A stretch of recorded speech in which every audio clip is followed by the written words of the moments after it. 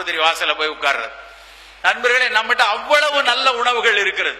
இதையெல்லாம் விட்டுட்டு போய் வெளிநாட்டு உணவுகள் பிடியில போய் நம்ம சிக்கிக்கிட்டு இருக்கிறோம். பழங்கள் இன்றைக்கு முன்னாடிலாம் நாங்க படிக்கக்கூடிய காலத்துல ஊர் பக்கம் வந்து பழம் வாங்கணும்னா ஆஸ்பத்திரி வாசலுக்கு தான் போகணும். நான் படித்த காலத்துல எனக்கு ஞாபகம் இருக்கு. ஆரஞ்சு பழம் வாங்கணும்னா தர்மாஸ்பத்திரிக்கு வெளியே விற்பாங்க.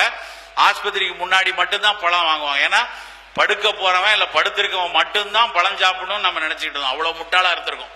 ஆனா இன்றைக்கு பரவாயில்ல, எல்லா காய்கறி கடைகள்லயும் பழம் வந்துருச்சு. பழங்கள் சாப்பிடணுங்கிற அறிவு கொஞ்சம் நிறையவே வந்துருச்சு. வரவேற்கக்கூடிய ஒரு விஷயம்தான். ஆனா அதே நேரத்துல எந்த பழம் கடையில இருக்குன்னு பார்த்தா ஒரு பழம் நம்ம ஊர் பழம் இருக்கா? அவ்வளவும் குளிர்சாதன வசதி பண்ண பெரிய பெரிய பழக்கடையில ரொமேனியால இருந்து ஆப்பிள், கலிபோர்னியால இருந்து திராட்சை, ஆஸ்திரேலியால இருந்து ஆரஞ்சு, கிவி, நியூசிலாந்துல இருந்து கிவி பழம். தேவையா இதெல்லாம்? இப்படி வெளிநாட்டு பழங்கள் எல்லாம் 30,000 கிலோமீட்டர் 20,000 கிலோமீட்டர் இங்க தாண்டி வர்றதுக்கு 2 டிகிரி 3 டிகிரியில பிறந்து 31 டிகிரிக்கு இங்க வந்து சேர்றதுக்கு அந்த பொருட்களுக்கு எவ்வளவு பூச்சிகள் பூசி நமக்கு இங்க வரும், எவ்வளவு தெர்மோஸ்டாட்டிக் கண்டிஷன்ஸ்ல கொண்டு வருவாங்க. அங்க எங்கேயோ ஒரு இடத்துல நியூசிலாந்து விளைவிச்சு அது நம்ம ஊர் அடுப்பங்கரைக்கு வர்றதுக்குள்ள எவ்வளவு விதமான பௌதீக மாற்றங்களை கடந்து இங்க வரும். அது எதுவும் புரியாம அந்த பழத்தை போய் சாப்பிடலாம். நம்ம ஊர்ல இருக்கக்கூடிய மிகச்சிறந்த பழங்கள்ல ஒண்ணு வாழைப்பழம். மிக மிக சிறந்த பழம். நீங்க ஒரு தமிழ்நாட்டை பொறுத்தவரைக்கும் நான் சொல்லுவேன், களியக்காவலையில் இருந்தனா அங்க ஊர்ல நேந்திரன் பழம், செவ்வாழை, உடலை நேந்திரமலம் ஒரு பியூனியா இருக்காங்க, ரொம்ப ஒல்லியா இருக்கக்கூடிய குழந்தைக்கு உடல் எடையை கூட்டுவதற்கு ஒரே ஒரு பழம் நேந்திரமலம் போதும். ரெகுலரா நேந்திரமலம் கொடுத்தா குழந்தையினுடைய உடல் எடை கூடும். நின்று கொண்டே சமையல் அறையில நின்றுட்டு இருக்காங்க, இல்ல ஒரு பள்ளி அறையில பாடம் எடுப்பதற்காக நின்று கொண்டே இருக்கிறார்கள். குதிகால வலி வருது, தூங்கி எந்திரிச்சு காலை ஊன்னா வலிக்குது, நடக்க முடியல, கொஞ்ச நேரத்துக்கு அப்புறம் தான் வலி குறையுது அப்படின்னு சொல்லக்கூடிய பெண்களுக்கு செவ்வாழை ஒன்று போதும். செவ்வாழை மட்டும் சாப்பிட்டா அந்த குதிகால் வாதம் நல்லா போகும். அதை தாண்டி அப்படியே நாகர்கோயில் வந்தீங்கன்னா அங்க மட்டி பழம்னு ஒண்ணு இருக்கும், குட்டியா இருக்கும், சின்னோண்டு இருக்கும், ஒரு பென்சில் மாதிரி, ஒரு சுண்டு விரல் சைஸ்ல, குழந்தைகளுக்காகவே பிரத்யோகமா உள்ள பழம். மலம் நல்லா இழகி குடல்ல இருக்கக்கூடிய புண்களை ஆற்றக்கூடியது மட்டி பழம். இன்னும் அதை தாண்டி அப்படியே திருநெல்வேலி வாங்க, மொந்தன் வாழைன்னு ஒண்ணு உண்டு, நாட்டுப்பழம்னு சொல்லுவாங்க. களக்காடு, திருநெல்வேலி, விருதுநகர் வரைக்கும் கிடைக்கும். அந்த நாட்டுப்பழம் மூல நோய்க்கு அதை விட மிகச்சிறந்த மருந்து கிடையாது. ரத்த மூலத்தையும் போக்கும், மலச்சிக்கலை போக்கும், பிஸ்டுலாவை போக்கும், மூலத்துக்கு போக்கும். அந்த ஒரு பழம் போதும். திருச்சிக்கு வாங்க, திருச்சியில மோரிஸ் அப்படின்னு ஒரு வாழைப்பழம், இன்னைக்கு அது குறைஞ்சிருச்சு, பச்சை கலர்ல இருக்கும், ஆனா அவ்வளவு இனிப்பா இருக்கும். உடல் சூடை போக்கி பெண்களுக்கு வெள்ளைப்படுதலை போக்குறது அந்த மோரிஸ் வாழைப்பழம். இந்த பக்கம் திண்டுக்கல்ல சிறுமலை பழம்னு ஒன்று உண்டு, கொடைக்கானல்ல இருந்து ஒரு மலை வாழைப்பழம், நார் சத்தும் அதிகமா இருந்து உடலுக்கு ஊட்டமும் தரக்கூடிய அவ்வளவு அருமையான பழம் அந்த சிறுமலை வாழைப்பழங்கிறது கொடைக்கானல் மலைப்பழம். அப்படியே ஈரோடு தேன் வாழை, கிருஷ்ணகிரி ஏலக்கி, இப்படி சொல்லிக்கொண்டே போகலாம். ஒரு வாழைப்பழத்துல இவ்வளவு இனங்களை வைத்து, பழத்துல இன்னும் மாதுளையை பத்தி பேசலாம், கொய்யா பழத்தை பத்தி பேசலாம், நாவல் பழத்தை பத்தி பேசலாம், இலந்தை பழத்தை பற்றி பேசலாம். ஒவ்வொரு பழங்களும் மருத்துவ குணமுடைய பழங்கள். நம்ம அதெல்லாம் விட்டுட்டு கலிபோர்னியன் திராட்சைன்னு கொட்டை இல்லாத திராட்சை 1/4 கிலோ 200 ரூபாய்க்கு போய் வாங்கிட்டு இருக்கிறோம். திண்டுக்கல்ல இருக்கக்கூடிய திராட்சை பன்னீர் திராட்சைன்னு பேரு, 50 ரூபா 60 ரூபா தான். ஆனா அந்த விதையுள்ள திராட்சை அவ்வளவு உடலுக்கு நல்லது.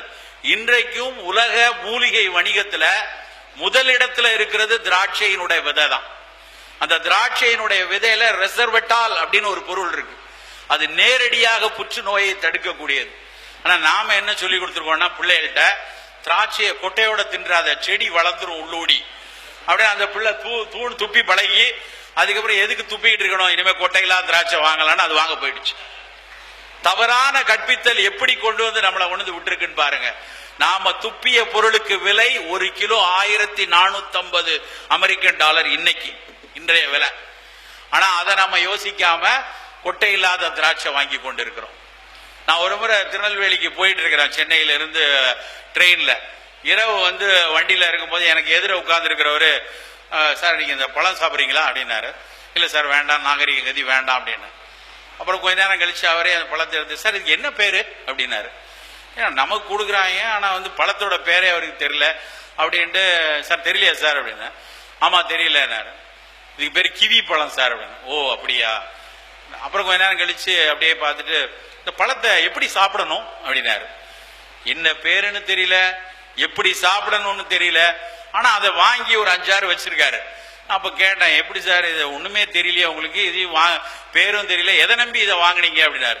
சார் பழமுதிர் சோலையில பிரிண்ட் அவுட் ஒட்டியிருக்கான் சார், விட்டமின் சி நிறைந்ததுங்கிறான் சார், ஆஸ்திரேலியால இருந்து வந்திருக்குன்னு சொன்னான் சார், ஒரு பழம் 60 ரூபா சார் அப்படின்னா.